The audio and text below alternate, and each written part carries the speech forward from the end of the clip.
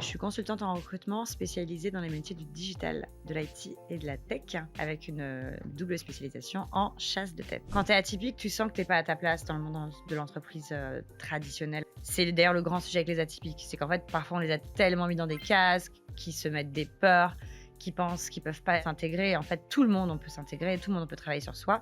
Et mon rôle aussi, c'est de permettre aux RH, aux entreprises, aux managers d'apprendre à intégrer les personnes. Dans notre communauté, on a souvent des personnes qui sont capables de voir des dysfonctionnements, des incohérences, des injustices, de les relever, et c'est vraiment tout de suite pris comme une attaque, et de temps en temps sont complètement écartés, mis à l'écart, au placard ou carrément virés. Est-ce qu'il y a des moyens de le mettre en avant, de faire comprendre qu'on n'est pas là comme un ennemi, mais pour améliorer les choses? En ce moment, il y a grave la tendance au freelancing. Et avec un discours qui me plaît pas trop, genre devenez freelance, vous allez gagner 10 000 euros par mois.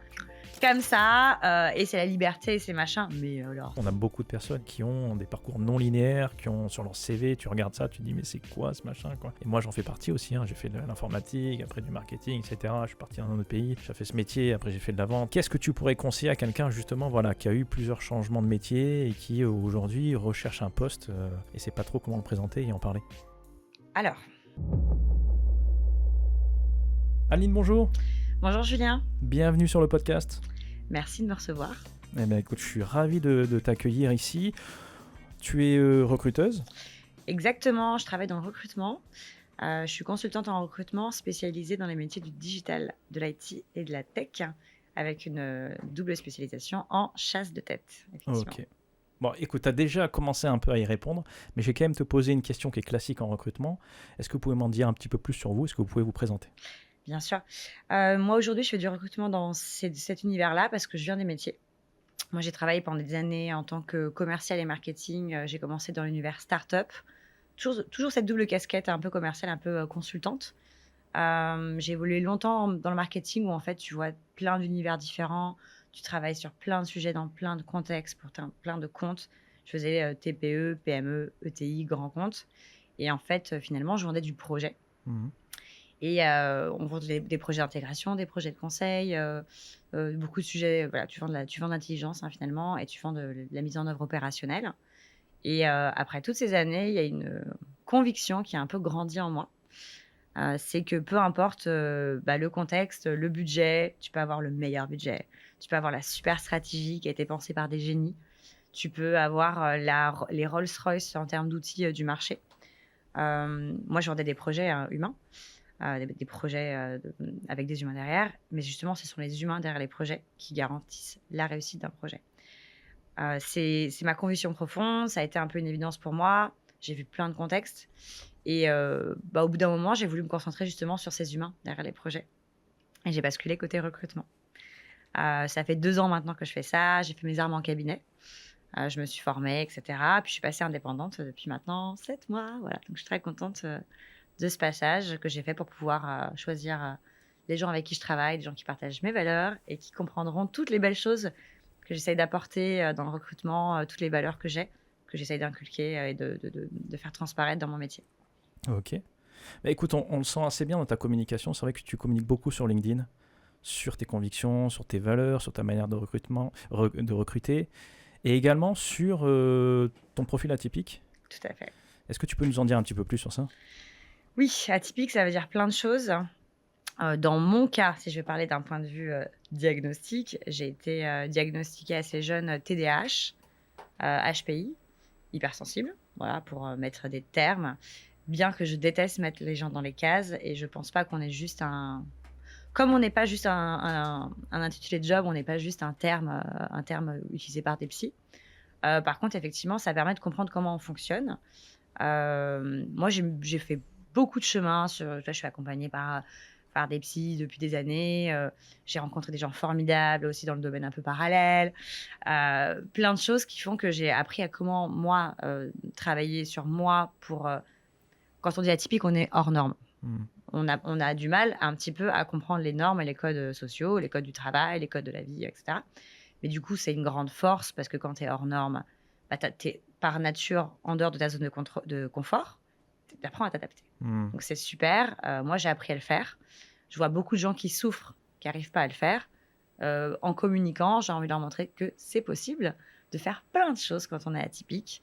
Il y a moi, mon histoire, il y a des milliers d'histoires que vous pouvez voir sur internet de sportifs, de personnes qui ont eu des carrières incroyables dans la politique, dans machin, qui sont atypiques, et qu'en fait, c'est pas du tout un handicap, c'est une spécificité et comme n'importe quelle chose, tu peux le transformer en énorme super pouvoir et c'est quelque chose que je veux faire transparaître. Je communique pour que ça évangélise, pour que les gens s'acculturent, pour que les gens comprennent, qu'on arrête le tabou, qu'on arrête l'omerta parce que en fait, on est là et on doit tous apprendre à travailler ensemble de toute façon. Et on a beaucoup de choses à apporter, même dans un environnement de travail plus classique. Comme voilà, moi, je recrute des gens qui vont derrière des bureaux, dans des environnements assez silotés, avec pas mal de codes. Ces personnes atypiques ont énormément de choses à apporter et je veux vraiment promouvoir ça. Ok. Et tu as l'impression que c'est accueilli comment par les entreprises? Bah, Est-ce que c'est encore une compris? fois, Genre. le métier du recrutement, en dehors de la partie atypique, si on existe, c'est parce qu'en fait, on traite et on gère de l'humain. Et en fait, c'est tous les gens, il y a plusieurs personnes qui sont dans un process de recrutement, plusieurs personnes qui vont avoir un pouvoir décisionnel. Quand tu fais du recrutement, tu apprends à comprendre, tu as un rôle de psychologue un peu, tu apprends à comprendre un peu les biais cognitifs de chacun. Les biais sont pas forcément liés au fait que la personne est atypique ou pas. C'est moi, j'avais quelqu'un qui fonctionnait comme ça avant, je veux retrouver sa copie. Moi, je veux quelqu'un avec qui je vais être copain. Moi, je veux donc notre métier, le recrutement, c'est beaucoup de psychologie. C'est apprendre aux gens à s'aligner autour d'un besoin et surtout à comprendre la richesse d'intégrer un profil, qu'il soit atypique ou pas. En fait, c'est leur apprendre qu'est-ce que les compétences, parce qu'il y a les compétences qu'on appelle les hard skills, qui vont être liées au métier. Où tu vois, les hard skills, ce qui est bien, c'est que tu peux avoir un socle, mais tu peux les travailler pour développer ton socle. Et aussi les soft skills, c'est des choses qui se développent aussi, bien sûr. Mais quand tu as quelqu'un qui a ce petit truc en plus, je vais te parler de l'exemple d'un poste de commercial, un hyperactif TDAH. Moi, par exemple, je suis TDAH, j'ai toujours eu très rapidement les gens qui m'ont dit, mais toi, il faut que tu sois commercial. Moi, je voulais faire du marketing opérationnel, j'en ai fait. Et on m'a dit, allez, passe côté commercial. Parce que, en fait, t'as pas peur, t'y vas, tu sais, tu te prends un nom, tu fais, c'est pas grave, tu rebondis, etc. Et en fait, c'est identifier ces qualités chez les gens, et chez les atypiques, il y en a plein qui peuvent être utilisés dans plein de métiers, et apprendre à les vendre. C'est ça le recrutement. Donc oui, il n'y a pas de grande chose toute faite. Alors, prenez un atypique parce que, non, c'est par rapport à votre métier, par rapport à votre besoin, cette personne qui a telle personnalité, qui est ou pas atypique, qu'est-ce qu'elle peut vous apporter? Moi, mon métier, c'est de faire ça. Et en plus de la partie métier, me concentrer aussi sur la partie humaine. Voilà. Ah, c'est intéressant. Est-ce qu'il y a des... Quand tu fais un recrutement, est-ce qu'il y a des qualités spécifiques que tu recherches chez un candidat, mais quel que soit son profil? Non, ça n'existe pas. Non. En gros, je peux te dire à l'inverse quelle chose je ne veux pas. Quand on est dans le monde du travail, il faut avoir des gens qui ont compris, en fait, l'intérêt de travailler ensemble. Faut des gens qui savent gérer leur colère, faut des gens qui savent travailler avec l'autre, en fait, tout simplement, qui savent s'intégrer. C'est d'ailleurs le grand sujet avec les atypiques. C'est qu'en fait, parfois, on les a tellement mis dans des cases, qui se mettent des peurs, qui pensent qu'ils ne peuvent pas s'intégrer. En fait, tout le monde, on peut s'intégrer, tout le monde, on peut travailler sur soi. Et mon rôle aussi, c'est de permettre aux RH, aux entreprises, aux managers d'apprendre à intégrer les personnes, de travailler leur onboarding, tous ces sujets-là. Mais en vérité, on peut tous apprendre à travailler ensemble. Par contre, il y a des choses chez des gens qui sont tellement ancrées. Si tu as quelqu'un qui est colérique, qui n'est pas capable de gérer sa colère, etc., tu vas lui dire, va voir un psy, reviens quand tu as fait ce travail-là. Tu vois, ces choses-là, il faut faire attention, bien sûr. Mais il n'y a pas de qualité particulière qui serait universelle. Ouais. Je te donne un exemple par rapport aux métiers sur lesquels je recrute. Comme je te dis encore l'exemple du commercial, si j'ai un commercial qui a un excellent relationnel, bien sûr, je vais chercher le relationnel chez lui. S'il est atypique, c'est encore mieux parce que le gars, tu vas le voir dans un salon par rapport à 20 commerciaux très formatés, il va sortir du lot, il va être solaire, etc. Tu vas t'en souvenir. Du coup, c'est un super argument d'embaucher un hyperactif un peu atypique dans une équipe commerciale. Pour autant, chez un développeur, c'est pas ce que je vais chercher. Que la personne soit introvertie, je m'en fiche. Par contre, si elle est rigoureuse, si elle est curieuse, si elle va continuer à monter en compétences dans son métier, etc., ce côté hyper curieux, ce cerveau toujours à chercher des solutions, ça va m'intéresser à fond aussi pour mon métier. Je me dis par rapport à 10 devs qui auront eu la même formation, lui, il va continuer de creuser, lui, il va continuer d'apprendre. Tu vois, c'est vraiment ça qui m'intéresse. Donc, j'ai pas de qualité universelle. J'ai des choses que je dis à tout le monde sur lesquelles travailler, c'est travailler, vous, votre capacité à vous intégrer. Et aux managers, parce que c'est le gros souci aussi, c'est les managers. Manager, c'est un métier. Aujourd'hui, malheureusement, on l'amène comme une promotion. C'est ça. Mais manager, c'est un métier. Et en fait, aux managers, apprenez à intégrer. Apprenez à gérer l'humain. Ça fait partie de votre métier, en fait. Et quand vous ne savez pas faire, quand vous vous êtes dépassé, manager, c'est chiant. C'est un peu quand il y a des enfants qui s'engueulent. Tu sais, parfois, tu n'as pas envie, tu rentres, tu fais « Mais moi, je voulais juste qu'on parle de tel projet. » Et en fait, tu vas parler de sujets humains un peu casse-pieds. Mais ça fait partie du rôle de manager. Et en fait, ça n'empêche pas que dire « Allez hop, on change la personne », c'est pas non plus la solution. Crois-moi, vu le prix que ça coûte, changer la personne n'est pas forcément la solution. Par contre, apprendre à intégrer, apprendre à gérer l'humain, c'est ce qui fait qu'une entreprise, elle va grandir, elle va se stabiliser, elle va continuer d'évoluer, elle va pouvoir atteindre ses objectifs, quoi. Mais alors, la qualité première d'un manager, c'est vraiment s'intéresser à l'humain et les personnes qu'il y a derrière. Parce que moi, dans mon cursus, j'ai vu des personnes se faire virer parce que finalement, ils essayaient de remettre en question certains process qui étaient défaillants, mais ils le faisaient de manière un petit peu crue et directe parce que c'était leur manière d'être et socialement, ils étaient un petit peu comme ça. Et ce qu'ils n'avaient pas compris, moi ce que j'ai regretté finalement, c'est que le management à ce moment-là n'avait pas compris que ces personnes-là avaient à cœur, si tu veux, leur intention, c'est que l'entreprise s'améliore et puis fonctionne mieux, quoi. Tu vois, ils l'ont pris comme une attaque perso, ils ont viré la personne. Ça, je l'ai vu X fois et j'ai l'impression, nous, dans notre communauté, que justement, on a souvent des personnes qui sont capables de voir des dysfonctionnements, des incohérences, des injustices, de les relever, et c'est vraiment tout de suite pris comme une attaque, et de temps en temps sont complètement écartés et mis à l'écart, au placard, ou carrément virés, quoi. Est-ce qu'il y a moyen de faire de cette, je sais pas, de compétence, pour moi c'est une compétence, tu vois, de voir qu'on peut améliorer les choses, un process ou quelque chose, est-ce qu'il y a des moyens de le mettre en avant, comme de faire comprendre qu'on n'est pas là comme un ennemi, mais pour améliorer les choses? Alors, c'est marrant ce que tu racontes parce que je suis cette personne que tu viens de décrire. Moi, j'ai une capacité à arriver dans un environnement et à comprendre vraiment toutes les politiques, les schémas. Je pense que c'est ma grande force, franchement. Et après, à moi, à rester et avoir cette capacité à comprendre, mais en fait, pour que ça marche, il faut ça. Et après, c'est évangéliser. En fait, c'est évangéliser. Le truc, c'est que les gens le comprennent malheureusement souvent qu'à retard, quand ils ont eu tellement d'échecs. Après, c'est mon gagne-pain, hein. Si les gens ils comprenaient ça tout seuls, ils n'auraient pas besoin de recruteurs, hein, objectivement. Ouais, On est tous imparfaits.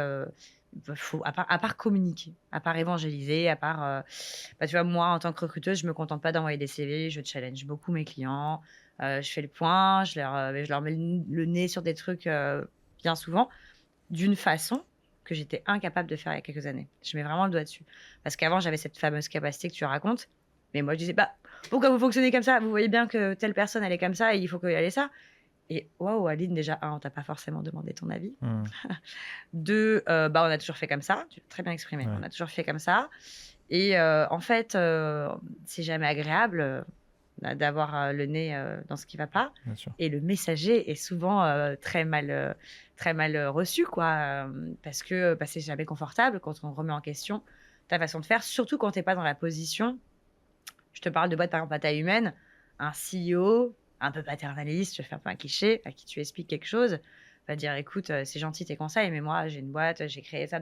T'as l'ego qui monte. Bien sûr. T'as l'ego qui monte. À partir du moment où l'ego monte, la discussion n'est pas propice. Ce que j'ai appris de par mes expériences, avec mon rôle un peu de consultante, de par ma formation dans le recrutement, c'est justement à apprendre à amener les choses d'une façon plus stratégique. Franchement, dans mon rôle de recruteuse, c'est quand même beaucoup de psychologie. Je te dis, encore une fois, c'est identifier les dysfonctionnements, les biais, et de tout ça, à amener une solution d'une façon qui peut être entendue. C'est de la pédagogie. Et dire c'est comme ça qu'il faut faire, ça ne marche jamais, c'est prouvé par la data. Tu vois, par exemple, quand tu es recruteur externalisé, ce qui est mon cas, ce que je précise, on a dit que j'étais recruteuse, mais recruteur, tu as les recruteurs internes, moi je suis externe. Moi, j'arrive dans des boîtes où il y a déjà les RH ou des recruteurs internes qui n'ont pas réussi à retrouver un poste, ça commence à devenir un peu pressé. C'est là qu'ils sont prêts à payer mes services pour que je les aide. Objectivement, c'est là où j'ai le plus de valeur. Et en fait, quand je dis prouvé par la data, c'est tu vas dire, écoutez, c'est cool comment vous fonctionnez et je comprends. Je comprends, ça suppose. Et moi aussi, j'ai été manager, j'ai été recruteur, j'ai été de l'autre côté à recruter pour mes équipes et je pensais que ça, c'était le plus important. Maintenant, je vous le dis que je suis passée qu'au recrutement, j'ai vu dans telle boîte qui est votre concurrent. J'ai vu dans telle boîte qui est vous dans 3 ans parce qu'ils ont évolué, ils en sont là. J'ai vu que ça marchait comme ça. Et Mmh. franchement, c'est intéressant de penser à ça. C'est de la pédagogie. Vraiment, c'est d'être pédagogue, de pas mettre juste le nez dans les trucs. C'est d'apprendre à dire les choses d'une façon qui soit intelligible, qui soit entendable. Et surtout, parfois, c'est pas être pressé. Planter la graine. Vous pouvez voir un méga dysfonctionnement. Vous pouvez le dire. Si vous l'amenez bien, c'est chouette. Ça va pas se résoudre demain. Donc, faut être patient. Plantez la graine d'une façon sympa. Juste pour que les gens, ça va grandir, après ça va mûrir. Mmh. Et un jour, ça mûrit, ça pousse. Si ça a été bien amené, il n'y a pas de raison que ça pousse pas. Moi, il y a des... C'est marrant, il y a plein de boîtes où je suis partie. Moi, j'ai fait beaucoup de ruptures conventionnelles, clairement. Une des boîtes où je suis partie, j'ai expliqué quelque chose à mon CEO. J'étais en binôme avec un CEO. Je lui expliquais, mort de cul, plein de trucs. Je savais pas, je pense, à l'époque, le dire correctement. Et il me disait juste, mais Adeline... bon, j'adore ton énergie, tout ça, etc. Mais en fait, tu n'as rien à m'apprendre. Très objectivement, il me disait ça clairement. Mais j'avais une... Lui, c'était un génie. Objectivement, c'était un génie très fort, très visionnaire en termes de vision, stratégie, boîte. Moi, j'étais l'empathique absolue, capable de comprendre aussi, comme tu dis, les dysfonctionnements. Et j'ai essayé de lui expliquer plein de trucs pour optimiser les choses parce que j'avais la volonté, qui est de ma nature, ma volonté d'aider, ma volonté de... Sauf qu'en voulant aider, je trouve... Bon, tu penses parfois quand tu veux aider que tu vas juste dire « je veux t'aider, écoute-moi ». Mais il faut aussi que les gens ils aient envie de t'écouter. Donc, je dirais, avec le temps, bah, déjà trouver... si tu as vocation, si tu as ce talent-là, ce talent d'arriver, apprends d'abord, comprends, et après, essaye d'évoluer sur une position, sur un job où tu vas pouvoir mettre ça en pratique. Et cette fois-ci, avoir la légitimité et l'écoute des gens que tu as envie d'aider. Parce que si tu es junior dans une boîte et que tu arrives et que tu veux refaire la boîte, ça marche pas. Ça ne dit pas que dans 5 ans, 10 ans, tout ce que tu auras compris, puis tout ce que tu auras... Ça ne pourra pas aider, effectivement. Mais il y a un temps, tu vois, pour tout. Moi, j'avais pas compris ça avant. Tu vois, ça a été dans mes dernières années professionnelles. J'ai compris qu'on a tout le temps à apprendre des choses, que même quand on a une intuition très forte et que c'est un vrai talent, qu'on a une compréhension très forte, on a tout le temps à apprendre des autres. Déjà, c'est être un peu humble. Et quand on est humble, trouver comment arriver à l'étape où on va pouvoir donner le conseil. Et ça, c'est vraiment, du coup, moi, ce que je fais aujourd'hui. Et par contre, t'inquiète pas que tous les jours, j'ai encore des difficultés. Hein. C'est un travail de longue haleine. Mais aujourd'hui, c'est ce qui fait aussi que j'adore mon métier, c'est que je peux arriver, trouver des dysfonctionnements. Parfois, il y en a qui entendent. Et que du coup, tu crées des histoires incroyables de recrutement. Parce qu'ils vont prendre des gens auxquels ils n'auraient pas été par eux-mêmes. Et c'est beau, des profils atypiques, etc. C'est génial. Parfois, ils n'entendent pas. Tu passes à quelqu'un d'autre qui peut-être cette fois-ci t'entendra. Et voilà. Justement, tu as une histoire de quelqu'un que tu aurais placé, justement, qui à la base, vraiment, il cherchait un profil très standard avec le diplôme qui va bien, etc. Et finalement, tu as pu leur proposer peut-être quelqu'un qui sort du cadre. Et... J'en ai plein. Ouais. La première qui me vient, c'est vraiment un atypique. Et j'adore. Donc, c'est l'exemple parfait. Et en plus, c'est aussi même s'il n'avait pas été atypique, c'est le coup de les biais cognitifs par rapport à un parcours. Tu as quelqu'un, en gros, qui travaillait dans le monde de la régie, qui a fait plusieurs années dans une très grosse régie parisienne. Donc, il avait quand même un solide socle métier technique. Et je recrute pour une régie. Et sa candidature arrive chez moi. Et en fait, je regarde son CV et il marque que sa dernière expérience, c'est carreleur menuisier dans un grand nom, dans une grande enseigne de carrelage, quoi. Bon, là, je te dis 90% des recruteurs que je connais, ils auraient fait. En plus, 3 ans, 3 ans en carreleur menuisier, ils auraient fait. Et après, tu as tous les biais cognitifs qui vont avec. Ça, c'est sûr, c'est quelqu'un qui a fait un burn-out, qui s'est dit que je vais faire un truc manuel et qui, du coup, est parti sur un truc manuel. Et maintenant, il se rend compte qu'il ne gagne pas sa vie et il veut revenir au métier. Mais il doit être complètement largué. C'est sûr qu'il a plus ce qu'il faut. C'est sûr qu'il est plus dans le coup. Les technologies, elles évoluent. C'est dans nos métiers, c'est des métiers avec des technologies qui évoluent très vite. Là. Donc, tu sais qu'il y a tous les biais cognitifs de tous les recruteurs et de ce que mes clients, je suis sûre qu'ils allaient me dire, comment ça arrivé dans ma tête. Mais moi, je suis curieuse. Moi, je suis par nature, je suis extrêmement curieuse.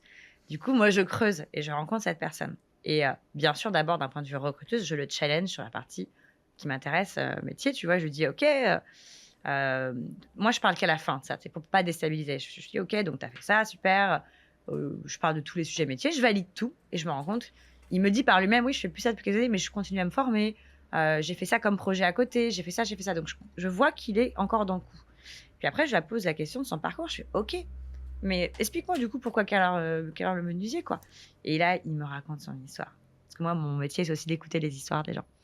Et il me dit: «Bah, voilà, moi, ça fait tant d'années que j'étais en CDI, puis mon rêve, c'était de m'acheter une maison et de la retaper de mes mains. C'est mon rêve depuis toujours, je me suis vue faire ça, j'en rêve la nuit et cetera». Bah, du coup, je l'ai fait et puis, bah, pour pouvoir, économiser sur le matériel, je me suis dit que si j'allais dans une boîte dans le matériel, il avait négocié sa rupture co et cetera. Et pendant ce temps-là, il a dit: «Bah, pour économiser sur le matériel, pour avoir 30 je vais aller bosser chez eux, puis comme ça, j'aurai les conseils des collègues, voire même quelques copains que je me ferais qui pourraient m'aider». Tout a fonctionné. Tu vois un peu la le ce gars, il a trouvé une solution. Il arrive dans un truc, c'est pas du tout, son domaine de prédilection. Il trouve les bonnes personnes pour l'accompagner, il trouve des réductions, il trouve des petites mains, gratuites de potes sympas. Non mais juste génial et il fait sa maison. Puis ça prend le temps que ça prend et il fait sa maison, quoi. Puis après, innocent, il revient dans le monde du travail et scolaire, il marque sa dernière expérience. Tu vois? C'est parce qu'on lui a pas appris Ouais. à expliquer son fil conducteur, on lui a pas appris à expliquer son parcours, enfin, on lui a rien appris tout ça. Et je lui dis: «Alors moi, je trouve ton histoire fantastique et géniale, mais côté client, tu t'es pris des» je lui dis clairement, je lui dis: «Je pense que tu t'es pris pas mal de vent récemment». Il me dit: «Oui», elle dit: «Je comprends pas», parce que c'est quand même enfin, c'est comme, voilà, c'est un grand nom qu'il avait, il avait un grand nom dans ce CV et puis un poste, assez cool, quoi. Il dit: «Je comprends pas, je me prends des noms partout, pourtant j'ai envie de raconter mon histoire, mais je vais même pas jusqu'à l'entretien». Donc moi, j'étais ravie d'être cette personne qui lui donnait, l'entretien et je lui dis: «Écoute, on va retravailler ta candidature». Donc j'ai aidé à retravailler son CV pour justement expliquer cette période-là. Tu vois? Je lui dis: «Voilà, pitch, j'avais un rêve, j'ai construit ma maison, maintenant c'est fait. Par contre, je reste passionnée par le métier, j'ai fait telle formation». Donc mettre en avant ça au-dessus, tu vois, de son Mmh. expérience de carreleur menuisier. Je lui dis de diminuer la place de cette expérience-là pour que la majorité soit concentrée sur le métier pour lequel il postule. Et puis après, il y a aussi comment présenter. Et cette partie-là, faut être smart. Si j'avais juste envoyé son CV comme ça à mon client, non. J'ai d'abord pris le temps de faire le point avec mon client. Déjà, souvent, quand on est recruteur externe comme moi, on est sollicité parce qu'ils ont des difficultés à recruter. C'est une vérité, ça peut être pour plein de sujets, hein, pénurie de talent ou parce que parfois le salaire il est bas. Il y a plein de sujets pour lesquels. Et là, vraiment, je leur explique. Le problème, c'est qu'ils n'ont pas un salaire bas, mais pile au marché et beaucoup de compétition, beaucoup de pénurie. Donc, je dis voilà tous les profils qu'on a rencontrés, voilà les difficultés qu'on rencontre. Bon, moi, j'ai quelqu'un que j'ai envie de vous présenter, mais je savais que si je vous envoyais son CV comme ça, vous alliez me retoquer. Et je le montre pendant le visio. Et là, je vois quatre têtes qui font genre Aline, excuse-moi, mais non, Carlo Musier, mais. Et j'entends tous les biais que j'avais imaginés. Ils arrivent. Mais ça, c'est sûr qu'il a fait un note. Je fais écoutez, moi, j'ai échangé avec lui longuement. Je l'ai bien challengé. Il est dedans. Il est à fond. C'est juste un mec voilà, qui avait ce projet, ce rêve. Pour lui, tout est possible. Donc, il pensait pas que ça pourrait être impossible d'être compris après. J'explique ça. Et je leur dis franchement, ça vous coûte quoi de le rencontrer? Ça vous prend quoi? Allez, une demi-heure en premier entretien? Ça vous coûte 0. Et par contre, vous avez des difficultés à recruter, ça fait 1 mois qu'on est sur ce recrutement, vous savez que vous n'avez pas le meilleur salaire, vous savez que vous n'avez pas machin, vous n'avez pas bidule. Franchement, lui, il vient d'une agence, d'une régie encore plus grande que la vôtre, ça vaut le coup de le rencontrer. Il a fait plein de choses, il pourra vous aider. Ils se sont rencontrés. Et après, j'ai eu tout le monde qui m'a appelé un par un, genre Adeline, c'est la personne la plus mature que j'ai pu rencontrer. Son expérience de vie, elle est tellement riche. Et en fait, il a un recul incroyable et machin. Bon, tu vois, je vibre encore rien que d'y penser parce que c'est pour ça que je fais ce métier-là. Et c'est vraiment pour mettre la surcouche au CV.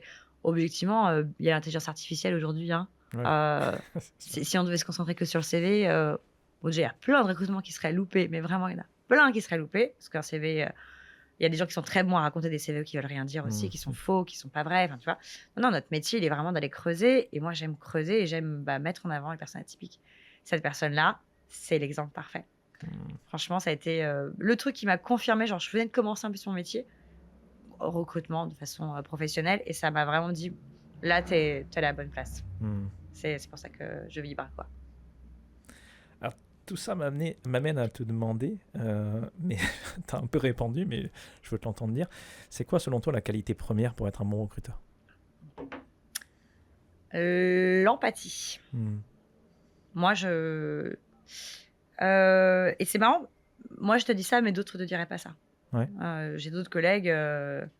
Alors, la qualité humaine, c'est l'empathie.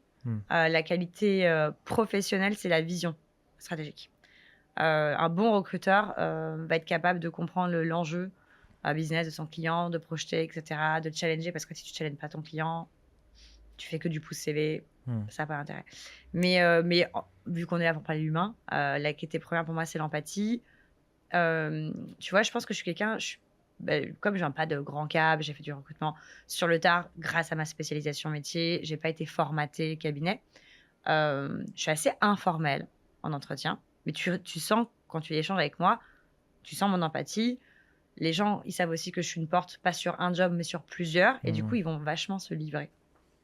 Ça permet d'éviter énormément d'erreurs, en fait, parce que quand j'explique, dans 99,9% des cas, quand j'explique à un candidat pourquoi ça va marcher, il comprend vraiment que je cherche son intérêt aussi, que je suis là pour le placer dans le bon environnement et que pour telle raison, ça ne marchera pas, que ça ne sert à rien, mais je lui donne toujours un conseil sur comment s'orienter plutôt sur ci, plutôt sur ça, etc. etc.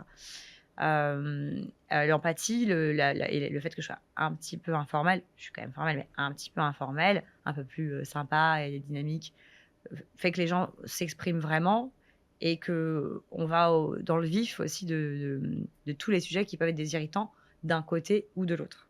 Tu vois, le recrutement, c'est pas... moi, j'ai travaillé longtemps dans une boîte qui disait des jobs en or pour des talents en or. Moi, ça m'agace parce qu'il faut arrêter la naïveté pour moi en recrutement. Il y a des contextes et il y a des gens. Et point. Et parfois, il y a des contextes compliqués, mais qui vont correspondre à des gens. Il y a des postes incroyables, mais le manager, elle peut être parfois pas très sympa, genre, voilà. Il y en a qui vont te dire, moi, je m'en fiche. J'ai une distance entre le travail et le perso incroyable. Je veux ce poste. Lui, il peut être fou, il peut faire ses crises dans le bureau. C'est pas grave, je saurai le gérer. Et t'en as d'autres, tu sais, faut absolument pas que tu les emmènes là. Absolument pas.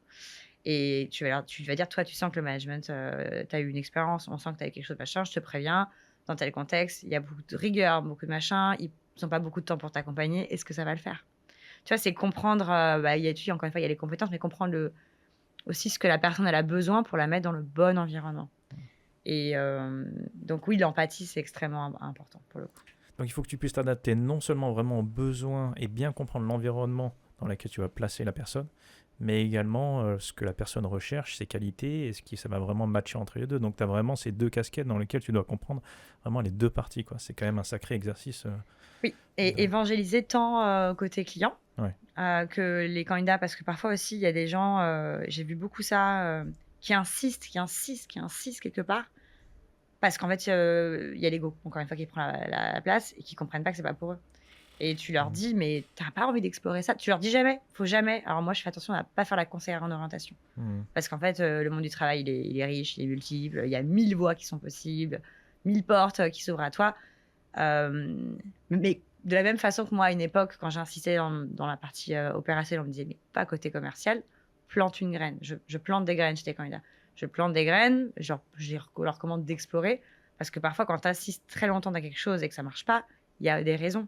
Tu peux, tu as une courbe d'apprentissage, tu as une marge de progression, tu peux, avec plein de formations, avec plein d'accompagnement, avec du mentoring, tu peux avancer sur plein d'aspects. Mais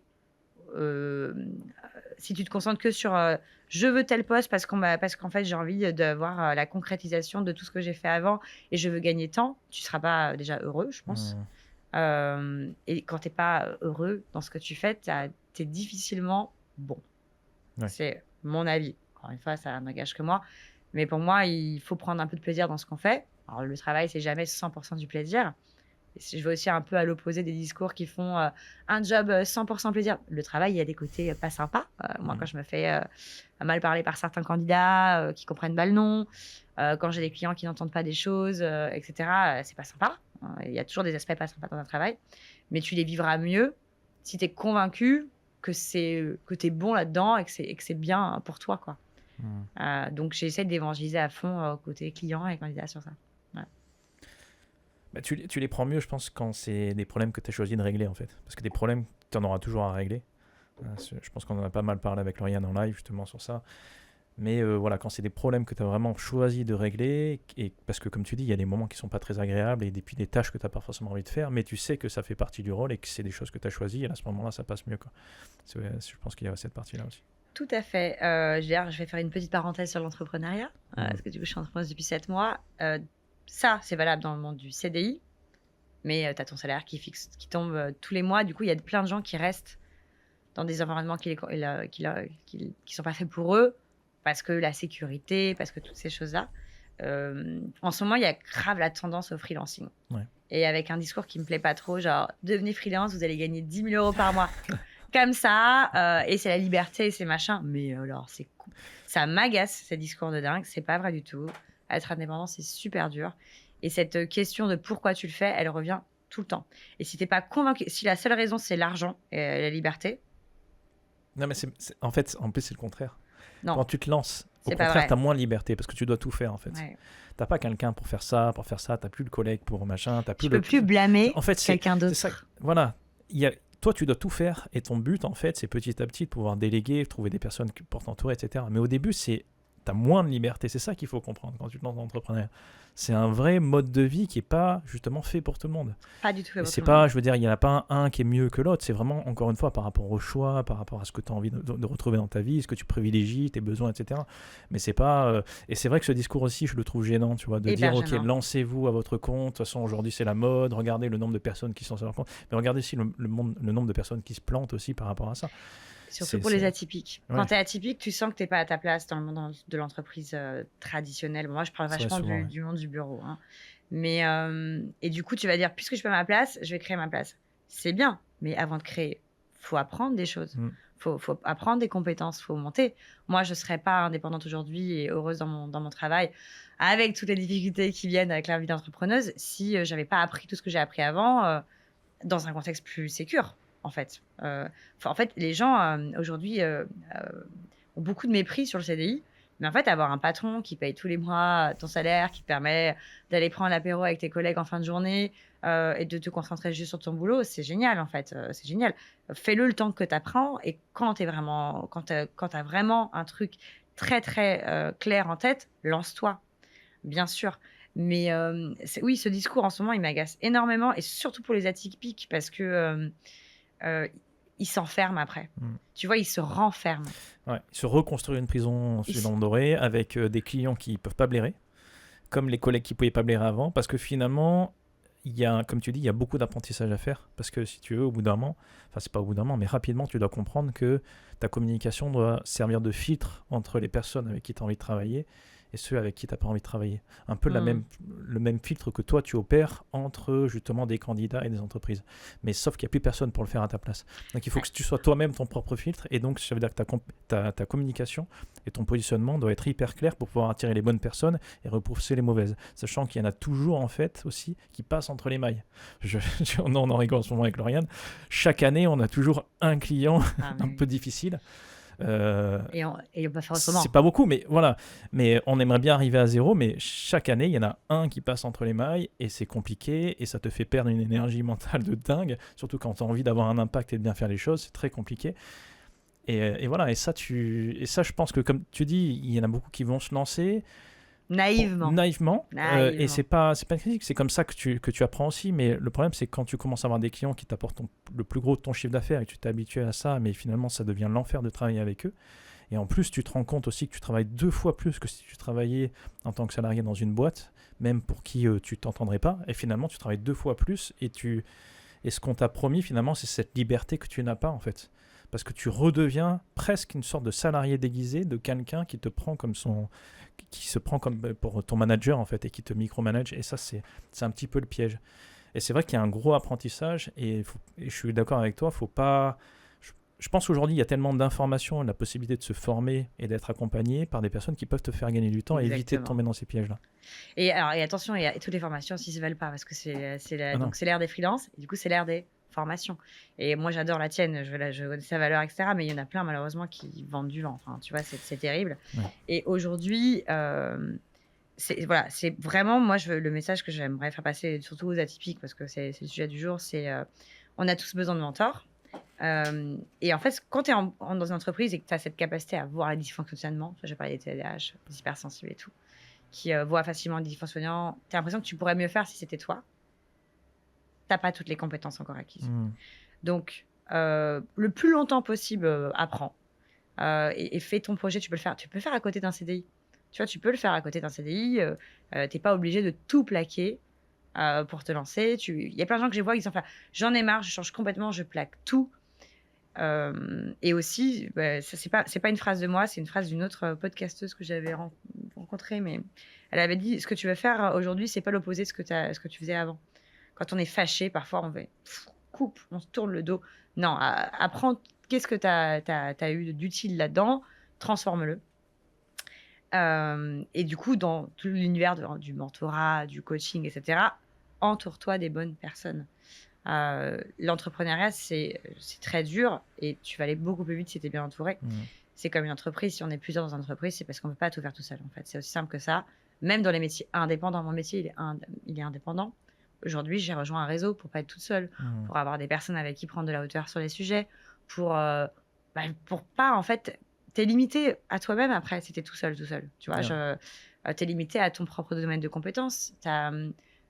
C'est dommage. En fait, quand t'es avec d'autres personnes, tu t'enrichis d'eux. Enfin, moi, j'ai toujours fonctionné comme ça. J'ai appris plein de trucs sans apprendre la formation, sans machin, parce que j'étais entourée de personnes qui le faisaient et j'ai compris comment ils le faisaient. Je leur ai posé des questions et j'ai appris la compétence. Et en fait, s'enfermer tout seul quand t'es atypique, ça a l'air d'être une solution. Non, non, ça peut être une voie si vraiment t'as bien réfléchi, t'as bien introspecté avant, t'es bien sûr de toi.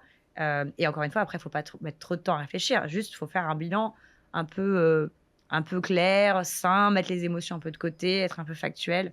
Tu vois, moi, je suis une hypersensible, mais j'ai la chance d'à côté d'avoir un extrême grand pragmatisme.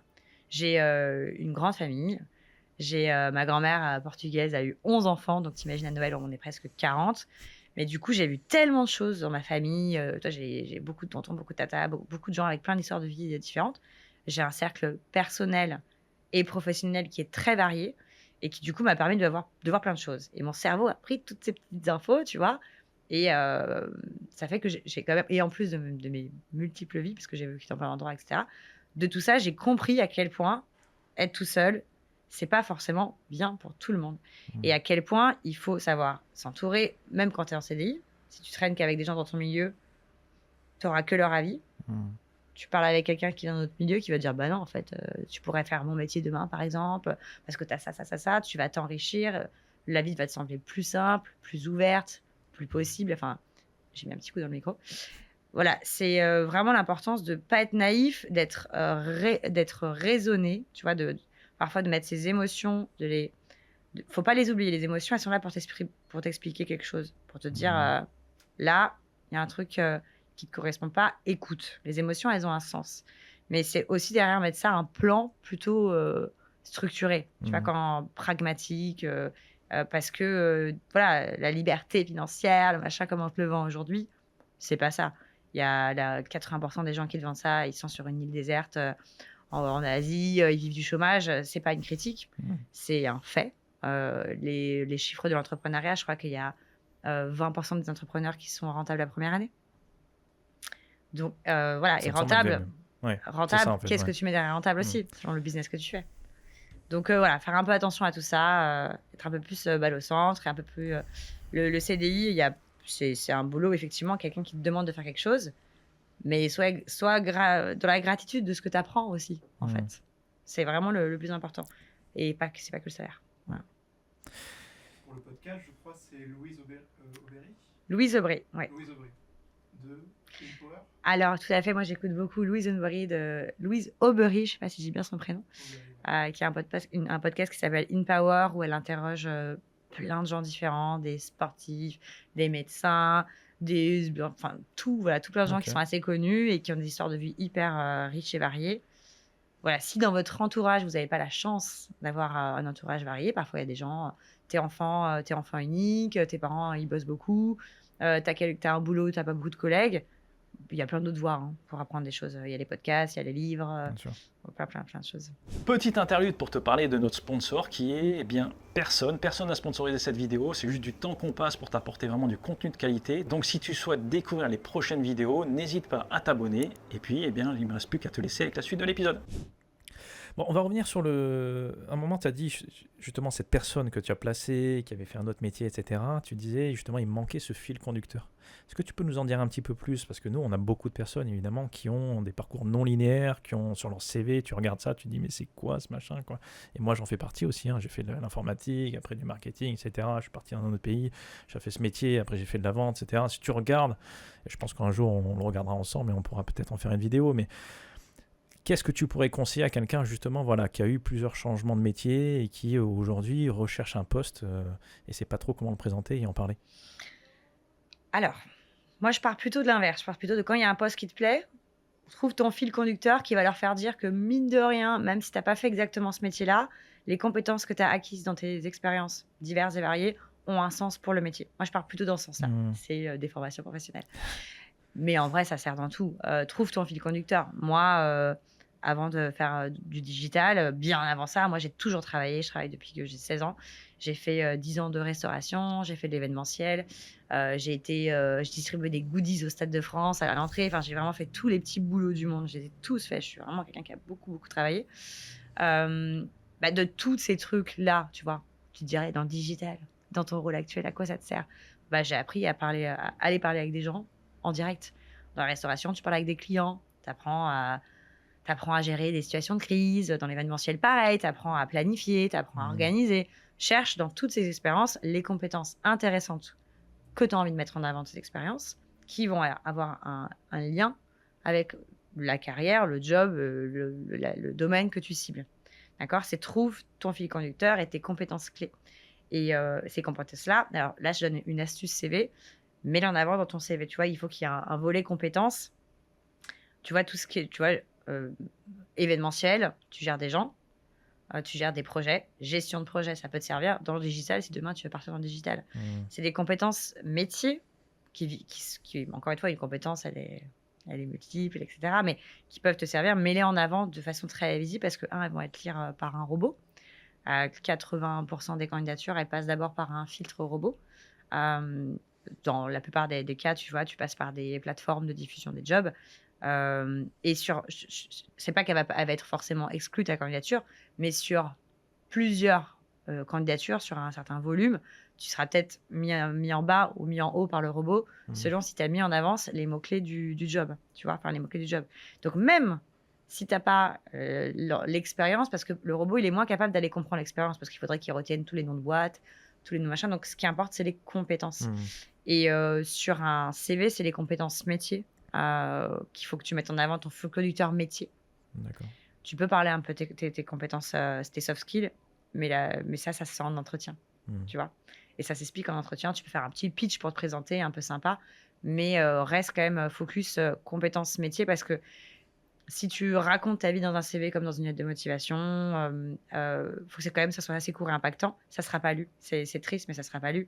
Le temps moyen d'un recruteur ou d'un manager qui recrute ou d'une RH sur un CV, c'est 10 secondes. D'accord? Si en 10 secondes, tu as réussi à expliquer moi, j'ai fait ça, ça, ça, et aujourd'hui, j'ai envie d'être avec vous. Déjà, l'envie, c'est 80% du taf. L'envie, c'est 80% du boulot.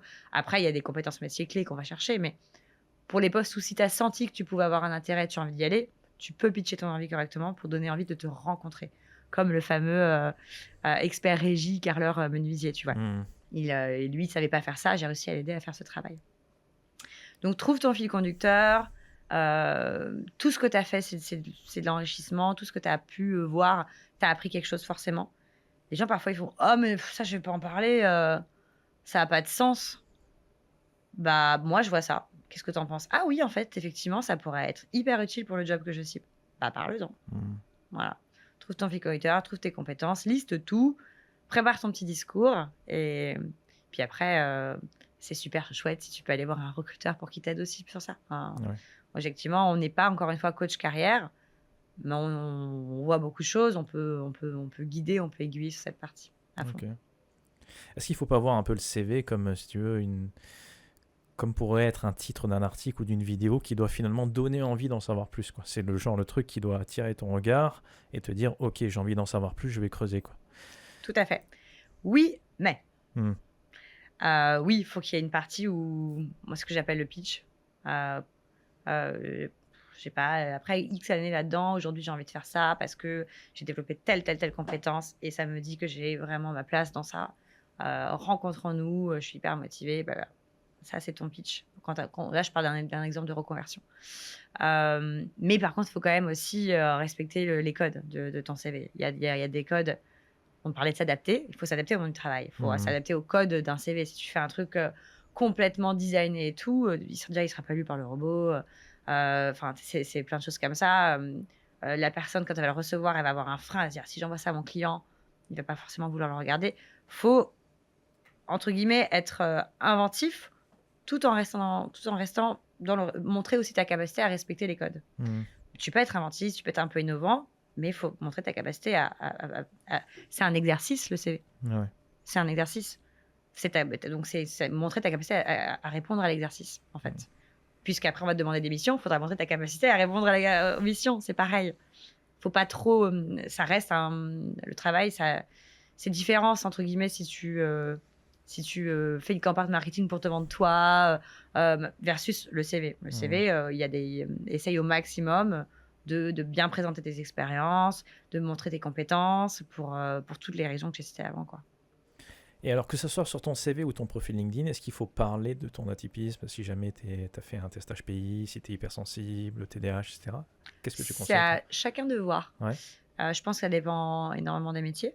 Il y a des domaines où beaucoup de gens sont encore, cette fameuse omerta, sont bloqués. Tu vois, si tu vas dans le conseil, si tu vas dans la finance et que tu dis moi j'ai un trouble d'attention. Ah bah Coco, on va te demander de contrôler des tableaux avec des millions d'euros en jeu. Parce que tu vois, il faut être malin en fait. À un moment, il faut être malin. Je dis pas cache, absolument pas. Quand je dis ta différence, elle est là, elle fait partie de toi. C'est apprends à la présenter. Ouais. Tu vois, c'est en fait, et puis on n'est pas obligé aussi de. Moi, j'aime pas aussi qu'on se présente. Tu vois, là tu m'as demandé, je t'ai parlé de mon diagnostic, mais et je l'ai fait longtemps de dire moi je suis complètement hyperactive et tout. Puis j'ai vu aussi les biais en face. Non, en fait, maintenant je suis ce que je suis. Je suis une personne avec plein de facettes, avec un parcours riche. Effectivement, j'ai une hyperactivité, effectivement, j'ai une hypersensibilité, mais ça ne me définit pas, tu vois. Et je veux pas aussi que les gens se définissent comme ça et en parlent en mode attention, je suis hyperactif, j'ai besoin de ça, ça, ça. Non, non, toi, t'es quelqu'un qui a cette expertise-là, tu peux aider sur ça, tu peux apporter telle solution. Moi, je suis un apporteur de solutions, je peux ramener ça, je peux vous offrir ça. Ça va se voir en entretien si tu es hyperactif. Ça va se voir dans les relations au quotidien si tu es un peu hypersensible. Et si la question se pose, explique que toi, tu travailles sur toi et que c'est pas un sujet en fait, c'est un non-sujet. Pour moi, c'est cool. Moi, j'en parle parce que j'ai cette casquette d'évangélisation et c'est ma volonté d'évangéliser côté client-candidat, de pouvoir. Mais parce que je suis là aujourd'hui, tu vois. Je pense pas que tout le monde doit faire coucou, voici mon étiquette. Et puis arrêtons de mettre des étiquettes tout le temps. On est ce qu'on est, et puis est-ce qu'on sait bosser avec bidule ou pas en fait. C'est ça la vraie question à poser.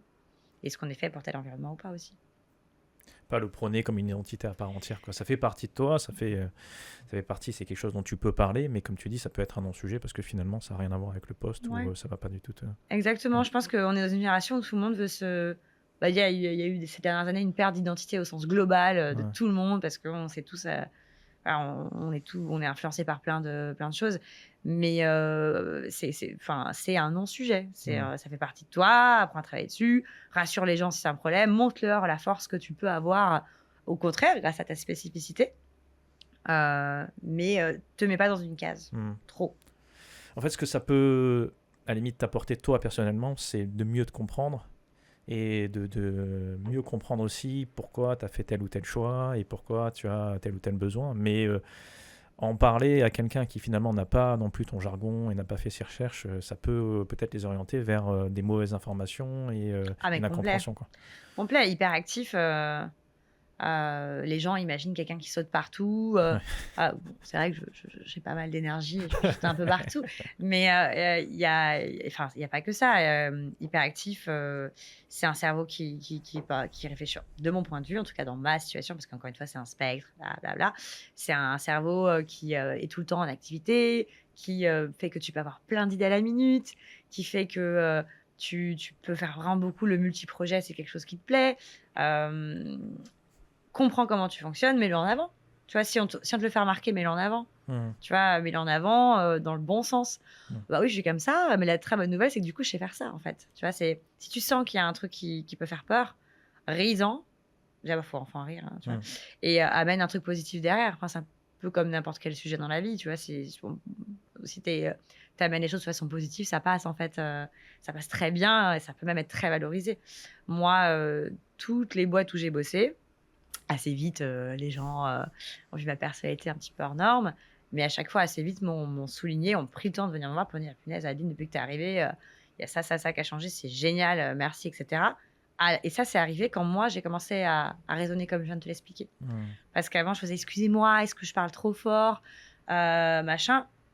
Et en fait, si tu te mets dans cette position où tu t'excuses tout le temps, où tu as un petit peu honte d'être toi, bah, les gens, tu leur ouvres la porte pour te marginaliser, te mettre dans le coin, dire c'est chiant.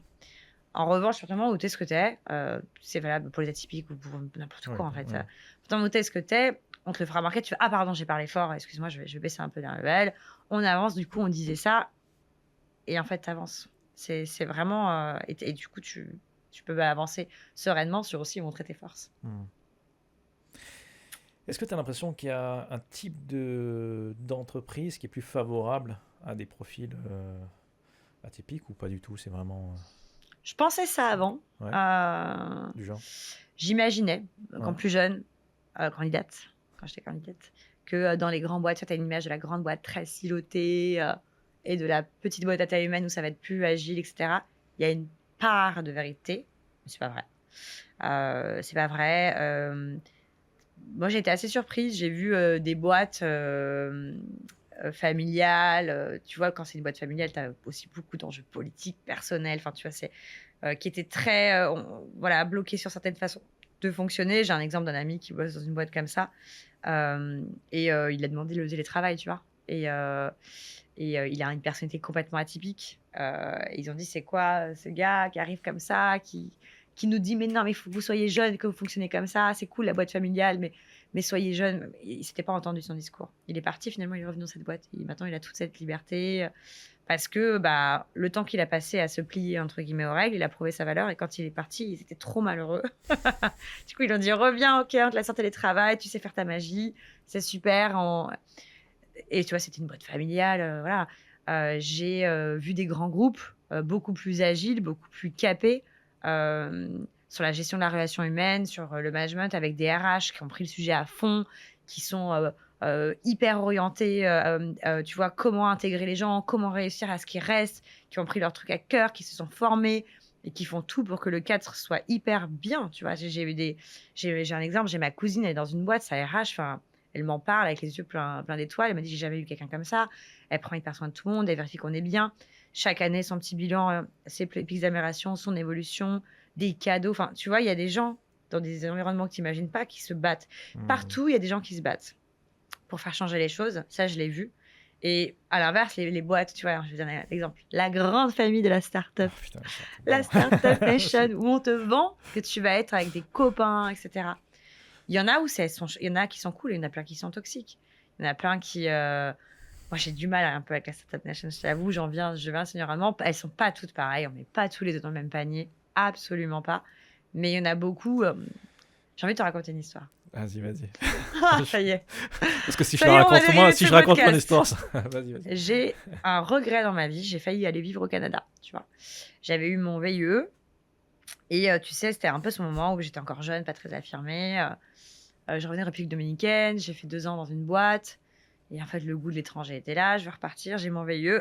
Et t'as toute la famille qui te dit: mais non, faut que tu fasses gna gna gna. Et en fait, j'ai une opportunité pour une très belle boîte, une start-up qui se prétendait licorne en devenir à Paris. J'ai fait 2 semaines chez eux. Euh, J'arrive, en une seconde, tu vois, cette capacité à comprendre les dysfonctionnements. La grande famille qui fait semblant d'être copains, mais que tout le monde. Et là, de toute façon, je travaille parce que j'ai pas le choix, mais c'est l'horreur, quoi, en fait. Turnover de folie. Il y a un baby-foot, il y a le chien du patron dans la salle. Il s'est passé des trucs, je te dis. Un jour, moi, j'avais un rôle de responsable partenariat. Ton rôle, c'est quand même d'aller parler avec des gens. Et lui, d'avoir un ego de dingue. J'arrive à un événement où je dois me présenter. Il me présente pas. Il me laisse pas me présenter. Et quand je le fais, il me chope après. Il me dit, écoute, Adeline, moi, j'ai passé des mois, avec un accent comme ça, un peu bourgeois, j'ai passé des mois à travailler ces partenariats. Tu peux pas arriver à te présenter comme ça. C'est monsieur bourgeois. Ce gars, c'est telle personne. Il faut que tu comprennes. Il faut que tu prennes. Et il m'a dit cette phrase horrible. Désolée pour le podcast, c'est un peu vulgaire. Tu es un petit caca dans un monde plein de codes. Je te jure que c'est vrai. pas vrai. Je te jure que c'est vrai. Et moi, j'ai été en sidération quand il m'a dit ça. J'ai rigolé. Mais j'ai ri, genre, c'est une blague. Non, c'était pas une blague. Mais non, mais c'est très sérieux, Adeline, il faut que tu comprennes, il y a les connes. Nanana. Et j'étais complètement sidérée. Je veux dire, tu m'aurais raconté l'histoire que je t'aurais dit que c'était pas vrai. Je t'aurais dit c'est pas possible. En fait, un homme comme ça peut pas exister, opérer. Si, ça, il existe des gens comme ça et ils opèrent. Si vous les rencontrez, barrez-vous le plus intelligemment possible pour faire attention à votre carrière. Mais barrez-vous, évidemment. Mais du coup, tu vois, cette grande famille, tout ça, c'est pas pour autant que tu vas être plus épanoui. Au contraire, on va tendance à dire attends, parce qu'on est copains, aide-moi sur ça. Parfois, en fait, encore une fois, je reviens sur le cadre. Tu vois, moi, je suis quelqu'un qui a beaucoup travaillé son cadre. Je suis atypique, j'ai appris que le cadre m'aide. Le cadre m'aide. Je suis à TDAH, j'avais tendance à être, je peux être assez facilement dispersée. C'est le cadre qui fait que je suis bonne dans ce que je fais, tu vois. C'est apprendre à mettre une routine, c'est apprendre à mettre une rigueur. Et le cadre, il est là pour des raisons. C'est pour ça qu'à la base, les boîtes comme on les imagine, grands groupes, on râle sur le fait que c'est siloté et tout. C'est bien pour apprendre, c'est bien pour plein de choses. Et puis après, trouve un autre cadre au moment de ta vie où tu auras évolué là, qui te correspond mieux, tu vois. C'est plutôt comme ça qu'il faut raisonner. Oui, de toute façon, souvent on entend justement, j'ai pas envie d'être dans un cadre, je veux sortir en cadre, etc. Mais regarde, même un artiste, il a besoin de choisir un support, tu vois. Donc déjà, il y a une contrainte à la base, et puis après, il va choisir, ok, quel type de peinture il va utiliser, etc. Donc c'est ça aussi de temps en temps, justement, ces contraintes, enfin pas de temps en temps, mais tout le temps en fait, qui va te pousser à être créatif, parce que tu as des limites, et dans ces limites-là, tu dois justement libérer ta créativité. Donc et même eux se mettent du cadre. Moi, j'ai beaucoup d'amis artistes. Dans la musique, dans la peinture, dans l'écriture. Ils ont ce côté où, bien sûr, ils ont l'inspiration qui vient par-ci par-là, mais ils se mettent des routines, ils se mettent des règles pour que leur projet il aboutisse, en fait, tout simplement. Enfin, c'est comme tout. Donc, oui, le cadre... trouve ton cadre qui te correspond, crée-le. S'il ne te correspond pas, d'abord, il faut s'adapter d'abord, et puis... après, tu peux créer tes lignes, quoi. Mais le cadre, c'est ce qui fait qu'on fonctionne, tu vois. C'est ce qui fait que ça marche, quoi. Ce qui est marrant, c'est que j'aurais pu raconter presque la même histoire, mis à part l'histoire du caca, mais sinon, j'aurais pu te dire la même chose. J'ai travaillé pour une start-up. Je sais. Et ça a été enfer. Pareil. Et quand on m'a annoncé, quand on s'est convenu, ok, la période d'essai, ça va pas le faire, qu'on a repoussé de manière automatique, parce que moi j'ai appris à faire comme ça, donc à chaque fois, pour tout le monde, même si ça convient, on fait la période d'essai, on la prolonge quand même, de manière automatique pour tout le monde. Tu te rends compte le message que ça envoie quand même pour les gens. Et quand on s'est retrouvé avec l'un des associés, parce que l'autre n'avait pas le courage de venir me dire... Pas le courage. Et qu'on me prouve le contraire, parce que quand même c'est quelqu'un avec qui j'avais travaillé pendant un petit moment, et qui me dit mais je te sens soulagé. Je dis mais ouais, tu m'étonnes, je suis soulagé. Moi je veux pas, mon objectif dans la vie c'est pas de venir travailler avec la boule au ventre, en fait. Non. Je pense qu'on n'est pas fait l'un pour l'autre, et c'est ok, tu vois. Je veux dire, il y a pas, c'est pas une question, c'est juste la compatibilité qui est pas bonne. Donc faisons nos chemins séparément, et puis moi ça m'a appris plein de choses. C'est très bien, et puis voilà. Et d'ailleurs c'est pendant cette expérience que j'ai eu l'idée de lancer Cameo, et que j'ai justement eu c'était un side project pendant un petit moment d'ailleurs. J'ai travaillé Cameo parce que pendant une pause déjeuner, j'ai regardé une vidéo où il parlait de multipotentialité. Je me suis dit putain, mais c'est un truc de dingue, quoi. On parle de moi, quoi. Mais voilà, donc c'est un peu le côté positif. Je pense que ça m'a beaucoup apporté, mais ça m'a aussi montré ce côté de la startup que je connaissais pas, qu'on te vend du genre ouais, ça va être super agile, ça va être super, c'est le dynamisme, et puis c'est les nouvelles technologies, etc. Mais derrière, quand tu creuses un peu, ouais, enfin, évidemment, il ne faut pas généraliser, elles ne sont pas toutes comme ça, fort heureusement, mais il y en a beaucoup quand même qui... C'est comme tu dis, comme tu disais tout à l'heure sur l'accompagnement pour l'entrepreneuriat, la formation, etc. Il y en a beaucoup, ça reste du vent. Et moi, ce que je conseille souvent pour les personnes qui hésiteraient à choisir des personnes pour les accompagner, ou du mentorat, ou voilà, des coachs, etc., c'est toujours de regarder qu'est-ce qui a été mis en place derrière. Concrètement, parce que les mots, si tu veux, qu'on peut dire, tout le monde est capable de dire, moi, voilà, c'est hyper familial dans ma boîte. Moi, je le dis souvent, là, on a dû faire un recrutement récemment, on est en plein de période de recrutement d'ailleurs, et pour rigoler pendant le recrutement, je dis, ben là, ici, voilà, c'est un cadre familial, etc. Et puis, souvent, il y a Gersand avec moi, et je dis, n'est-ce pas, Gersand? Et tu me réponds, oui, chef, tu vois, genre, elle rigole, etc. Et je dis, non, je pourrais te vendre ce que tu veux, mais le mieux, c'est que déjà que tu parles avec les gens avec qui je bosse, et puis et même avec qui j'ai bossé, et au moins tu auras vraiment un vrai, parce que moi je suis pas objectif pour vendre ma boîte, tu vois, donc il vaut mieux que tu parles avec quelqu'un d'autre. Je pourrais te dire tout ce que je veux, mais voilà, regarde plutôt ce qu'on met en place, regarde si jamais tu as l'impression qu'il y a un alignement par rapport aux valeurs, etc. Et si jamais ça match, on y va, sinon chacun fait sa route, tu vois. Après, je me juste là, j'ai pas envie de rester sur une mauvaise image des startups. Il y en a des très belles, et il y a une vérité sur la startup, c'est que pour les gens qui aiment aller vite, je parle, tu vois, moi je suis hyper active, j'aime aller vite. C'est des endroits où tu peux monter vite aussi, contrairement à des boîtes plus grandes, plus silotées, où tu vas devoir monter les échelons parfois de façon beaucoup plus lente et graduelle. Donc il n'y a pas de mal, de bien, il y a ce qui te correspond toi, tout simplement. Et je rejoins ce que tu racontes sur le fait de regarder ce qui a été mis en place, mais aussi avoir un peu d'indulgence quand ça n'a pas été mis en place. Pas dire un red flag, ils n'ont pas mis en place. Attends, ils ont plein de sujets à gérer aussi. Par contre, pose la question, est-ce que vous envisagez de faire quelque chose sur ce sujet que j'ai identifié, tout simplement. Et si tu vois si la réponse te rassure ou pas, et du coup, si tu te projettes ou pas. Ça, c'est très important. Parce que parfois aussi, les gens, dans l'univers où on parle beaucoup des mots de red flag, vont « Ah non, mais ça, c'est pas pour moi. Attends, tu cherches un travail... tu cherches à monter en compétences, tu peux dire... Il y a beaucoup de gens qui disent non, non, non. C'est de la peur aussi d'avancer, beaucoup. Et c'est souvent lié quand tu as eu une mauvaise expérience. Red flag, mais pose les questions. Parfois, en posant la question, ça désamorce. Et la réponse peut vraiment t'encourager à aller rejoindre. Donc, pas avoir de problème à poser les questions. Oui, bien sûr. Non, ce que je disais aussi, c'est voilà, je pense que quand il y a des valeurs qui sont prônées, regardez les actions qui sont en face. Mais de temps en temps, évidemment, les actions ne sont pas parfaites. Parce que les boîtes, elles sont montées par des êtres humains, quoi. Et on a vraiment... Enfin, une boîte doit évoluer, et il y a toujours des trucs que tu peux perfectionner. L'important, c'est de faire des choix entre ce qui va avoir le plus d'impact finalement sur ta boîte, non seulement d'un point de vue chiffre d'affaires, évidemment, mais également d'un point de vue, et surtout humain. Aussi, parce que c'est une aventure humaine. Donc il y a les deux côtés, mais il y a toujours des choses à mettre en place. Je pense que c'est important de le comprendre, effectivement, d'être aussi indulgent sur le fait que il reste encore beaucoup de choses à construire. Et d'ailleurs, c'est peut-être pour ça que tu es là, d'ailleurs, qu'on te reçoit, parce que justement, on a un truc à construire, on a un plan, et on aimerait bien que tu y participes. Je pense que aussi... Et tout le monde est imparfait aussi. Ouais. Je veux dire, à un moment, si tu attends que les autres soient parfaits en face, n'oublie pas que toi, tu n'es pas encore parfait. On est tous imparfaits. Mais par contre, voir que vous avez les mêmes valeurs, et que quand tu soulèves le sujet, tu ne te prends pas un vent, ou tu te prends une... Oh oui, on sait qu'on doit le faire, mais ça sera peut-être pas plus tard. Je vais être honnête avec toi, ça sera plus tard, c'est pas le sujet numéro 1. Bah voilà, au moins ça crève l'abcès, vous avancez en fait. Mais c'est hyper important. Moi aussi un truc, et après je pense qu'on va terminer sur ça avant les questions rapides, parce que sinon je le connais, on va faire un épisode de 3 heures, et on en fera plusieurs.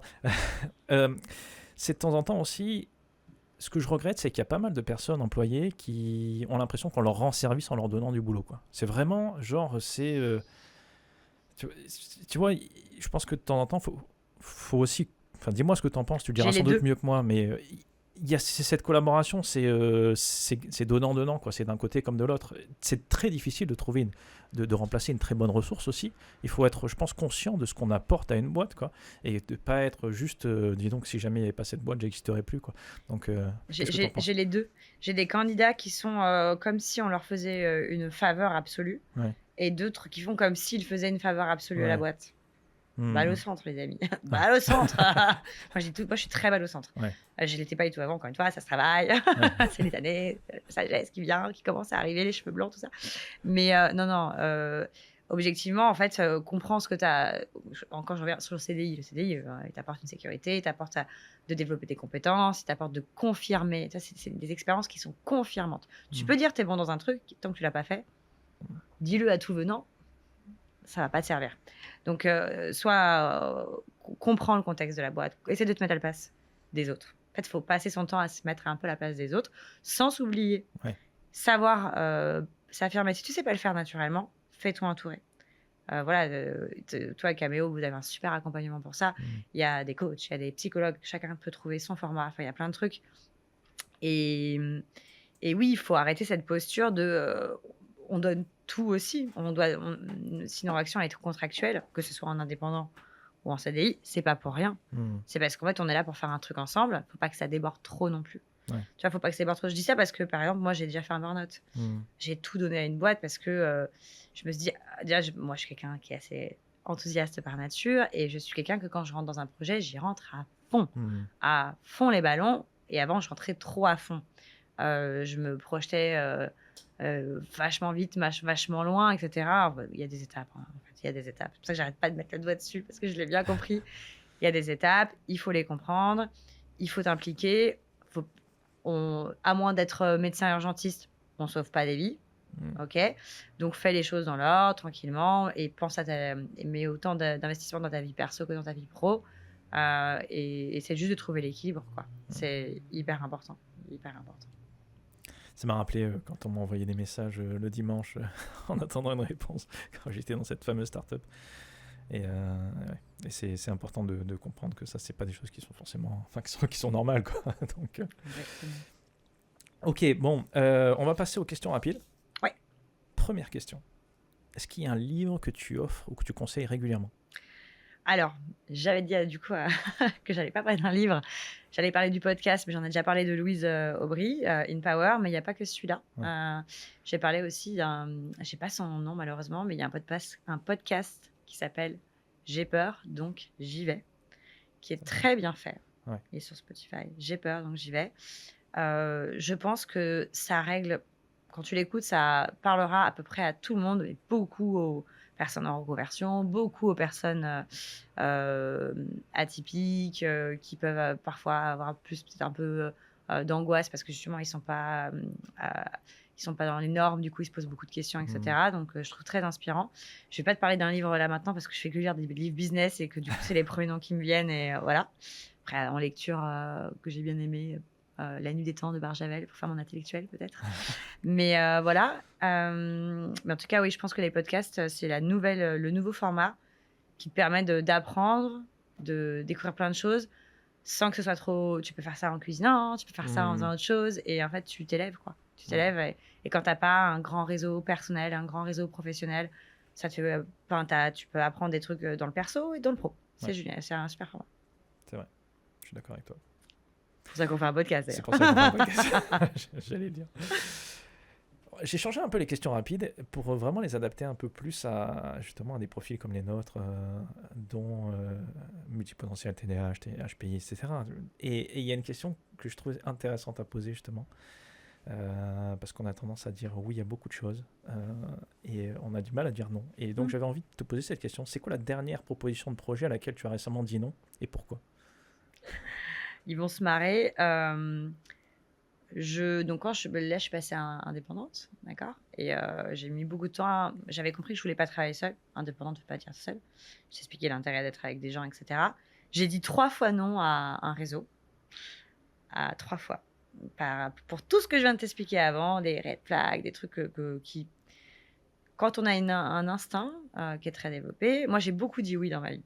Et j'ai eu des petites leçons de la vie aussi après à cause de ça. Du coup, là, j'étais dans ma phase où je disais non. Et après, j'ai fait tout le travail de recul que je viens d'essayer d'expliquer pendant 2 heures. Et après, j'ai refocus. J'ai pris les choses de façon pragmatique. J'ai trouvé mon intérêt. J'ai dit, bon, on y va, quoi. Donc, j'ai dit non avant de dire oui. Ça marche comme réponse. Ok, ouais, d'accord. Voilà. Non, mais intéressant, ok. Donc, à la base, t'es revenu un peu dans la phase du non... âge 2 ans, 3 ans. Non, et après, inversement, j'ai essayé de m'associer avec quelqu'un aussi, donc j'ai dit oui, un peu trop vite. C'est mon ancien tempérament. Et après, j'ai bien vu que ça marchait pas, et j'ai dû, pour la première fois, prendre et amener un non pas très agréable en plus, en expliquant à quelqu'un pourquoi ça fonctionnait pas. dans une aventure où je m'étais bien investie, bien projetée. Ouais, donc s'associer, c'est compliqué. S'associer, Mhm. il faut être avec les bonnes personnes. Et pareil, ce côté où j'identifie, je pense, très vite les choses. Et cette personne, que je vais pas citer, mais quand je lui ai mis le nez dedans, ça n'a pas été un moment, je pense, agréable, tu vois, parce que j'étais quand même très factuelle, très... et ouais, ce côté-là, ça peut un peu bousculer, quoi. Voilà. Ok. Autre question. Quelle est ta plus mauvaise habitude? La procrastination. Ouais. Ok. Je pense que c'est la conséquence de comment fonctionne mon cerveau. Parce que j'ai alors un cerveau d'hyperactif, enfin, comme moi je le vis en tout cas. J'ai longtemps demandé: «Vous êtes sûr que je suis pas bipolaire, hein?» Mais non, ça n'a rien à voir. Puis la polarité, c'est une vraie maladie. L'hyperactivité, c'est comment dire, une spécificité. Mais mon cerveau, il est tout le temps en action et il a des pics. Je peux avoir des pics de créativité, hem, où je vais sentir que je peux soulever, des montagnes, tu vois? Et après un peu retomber. Et attends, j'ai oublié la question. Ta plus mauvaise habitude? Ah oui, Procrastination. et du coup, quand j'ai ces pics-là de créativité où je vais surstimuler, vraiment ça surchauffe. Ouais. Et après, je peux procrastiner pendant un bon moment et j'ai plein de choses à faire qui s'accumulent, tu vois? Et je sais que je veux y aller, mais j'ai plus la même, comme j'ai pas espèce de pic d'énergie, j'ai moins la même envie. Ou parfois, quand il y a un truc vraiment important, je vais procrastiner avant de le faire. Et quand je le fais, je vais le faire à fond, tu vois? Mais c'est la procrastination, du coup. Ouais. T'as pu analyser un petit peu, justement? Alors, c'est des questions d'énergie vraiment que tu procrastines, ou parce que souvent c'est lié à l'émotionnel, quoi. Tu vois, C'est c'est les pour 2. éviter finalement quelque chose, soit la peur de l'échec, la peur de la réussite et des choses comme ça, Oui, quoi. et la peur, elle est tout le temps là, bien Ouais, sûr, chez tout le monde, hein, pas que chez ouais, bien les sûr. atypiques. Mais oui, moi, je pense que c'est de la peur d'abord de... C'est marrant, je vais donner un exemple. Quand j'ai un truc important à faire du business, je vais me mettre à faire le ménage chez moi, alors que je déteste faire le ménage. Quand je dois faire le ménage, pareil, je vais aller faire un autre bazar, parce que en fait, l'activité qui à l'instant T m'embête le plus, je vais la repousser. Je vais procrastiner. Après, quand on a conscience, tu comprends le pourquoi. Est-ce que c'est parce qu'à ce moment-là, tu as peur? Est-ce que parce que c'est juste pas très agréable à faire? Etc., etc., tu vois? Et quand tu sais aussi parfois que moi aussi, c'est parfois lié à un pic. Vraiment, hein, une fois que j'ai eu un pic où j'ai vu que quand je m'investis très fort, beaucoup, je donne beaucoup d'énergie. Après, je suis fatiguée. Si j'ai un autre truc à faire, ça peut faire que je vais procrastiner. Je vais me dire, de toute façon, je suis capable de faire vite, Ouais. donc je vais le faire plus tard. Ouais, il y a aussi ça aussi, Il y a je aussi crois. ça. Ouais. Ok. C'est quoi la dernière leçon, la dernière chose que tu as apprise? Ça. Alors, vas-y. J'ai réfléchi alors que je l'avais marqué, tu sais. Non, en fait, bon, c'est très lié à mon parcours récent du fait que je suis passée à mon compte. Moi, je suis quelqu'un qui, en plus, tu vois, j'ai quand même un petit côté angoissé quand même. Ça se voit pas, les gens, quand je le dis, ils font: «Ah mais pas du tout, tu as l'air d'avoir méga confiance en toi». Donc oui, j'ai une confiance normale, mais j'ai pas une méga surconfiance en moi, d'accord? Soyons clairs. Même si c'est ce que ça peut se dégager parce que j'ai beaucoup d'énergie, tout ça. Moi, j'ai souvent, et par plein d'expériences où tu as eu l'impression que c'était un loupé alors que c'était un apprentissage, tout ça, j'ai souvent, je vais avoir une phase où je suis un peu tétanisée quand je veux lancer un truc, un chantier, et je vais me dire tous les pourquoi je peux pas, tous les red flags, voilà, tous les pourquoi je peux pas. Et en fait, j'ai lu cette phrase un jour dans un club de sport, je crois, c'est trop drôle, qui disait au lieu de te concentrer sur pourquoi tu peux pas, demande-toi comment tu vas le faire. Parce que de toute façon, tu vas le faire. Donc, comment tu vas le faire? Et puis, comment tu vas le faire bien, idéalement. Et en fait, j'ai lu ça, j'ai fait: «Ah, intéressant ce qu'il dit, celui-là». Et j'ai commencé à l'appliquer. Et à chaque fois que je panique, en fait, quand tu paniques, ça reste, et que ça reste là, surtout dans nos cerveaux très stimulés, ça provoque de l'angoisse. Et puis, ça sort pas. Il faut mettre sur le papier. Et il faut commencer. En fait, à partir du moment où tu le sors de ta tête, tu le poses à l'écrit. Tu commences déjà à rentrer dans je trouve une solution. Tu la trouveras pas tout de suite, mais tu commences à rentrer dans la solution. Et en fait, depuis que je fonctionne comme ça, ma vie elle est beaucoup plus simple, hein, je te jure, ça a bien changé. C'est vraiment la phrase qui m'a le plus impactée et que j'aime bien du coup ressortir aussi à d'autres amis quand ils ont besoin de conseils. Voilà. C'est intéressant parce que tu vois, cette semaine, je suis tombé sur une autre phrase qui est très proche et qui dit, au lieu de te demander si ça va te servir, pose-toi la question, comment tu vas faire en sorte que ça te serve. Mais c'est carrément très, très similaire. Ouais, c'est vrai. Ça répond à 2 angoisses, je pense, assez récurrentes chez les gens, en fait. Je peux pas. Et est-ce que si je dépense de l'énergie là-dessus, ça vaut le coup? La réponse est dans tous les cas, fais-le, tu verras. Genre, Ouais, c'est clair. fais-le, tu verras. Et si tu l'as fait, c'est pas life and death situation. Tu peux faire autre chose après. Enfin, il y a rien qui t'engage dans la vie au point que voilà quoi. Enfin, et puis à un moment, faut sauter le pas et essayer. Et puis ça marche pas, tu rebondis, tu fais autre chose, quoi. Voilà. Adeline, merci.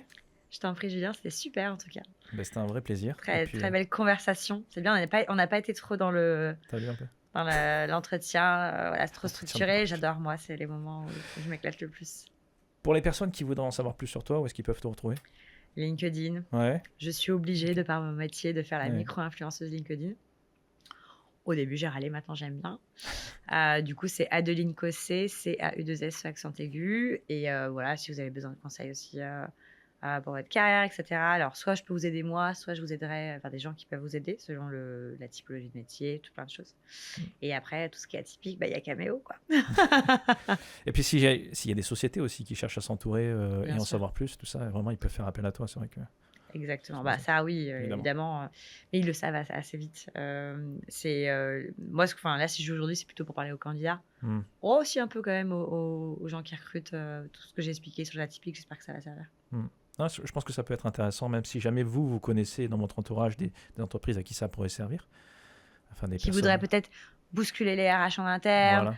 bousculer les managers, qui voient des choses et qui, eux, n'ont pas la légitimité pour les apporter. Peut-être apporter un consultant en recrutement externe, ça pourrait aider. Voilà. Exactement. Allez, très bien. On mettra tous les liens dans le descriptif de l'article. Et puis, on vous donne rendez-vous au prochain épisode. Merci Aline. Merci À Julien. bientôt. À bientôt.